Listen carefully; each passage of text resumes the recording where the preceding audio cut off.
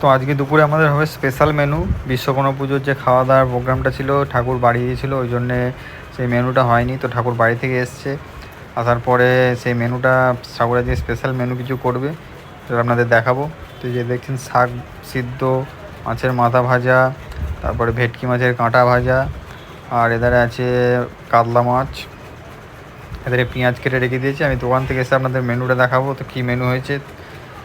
তো ফাইনালি আমি ডিউটি শেষ করে চলে এসেছি রুমে। তো এখন যাব ঠাকুর কী রান্না হয়েছে সেটা দেখার জন্য।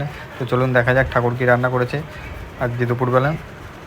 তো প্রথমেই চলে এলাম ভাতের কাছে। এখানে হয়েছে ভাত, এরপরে যে ভেটকি মাছের কাঁটা দিয়ে যে চচ্চড়িটা, স্পেশাল লাউ শাক দিয়ে, আর এটা হচ্ছে দই কাতলা মাছ দিয়ে দই কাতলা হয়েছে এটা।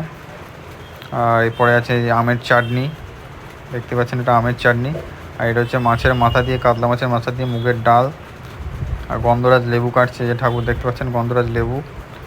এটা হচ্ছে পাঁপড়, ঠিক আছে, এটা হচ্ছে পাঁপড়।